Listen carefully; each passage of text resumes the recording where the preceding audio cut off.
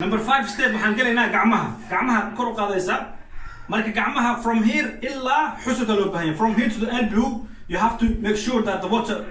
takes every place inshallah and when you finish the right hand you do the left hand inshallah we start from right hand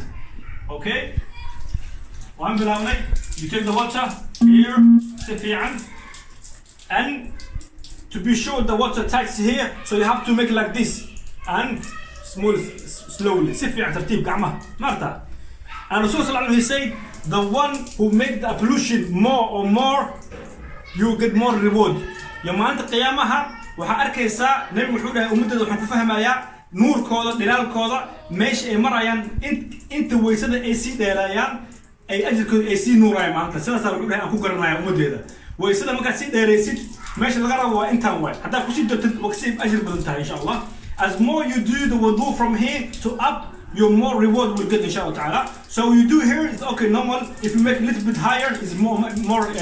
better. Rasulullah said in Judgment Day, I will recognize my people that those, they have a light, they have a nur, because when they make the wudu, they make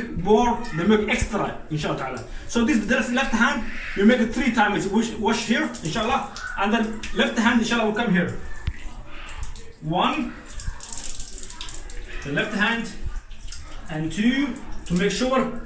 تاسمي بيها ماشي انت راسي ما عاد هرجع مقار كان ماشي ير هداد بيها مرسينين هدو بيها مدقة سفيعة كل أوقات إن شاء الله وهكذا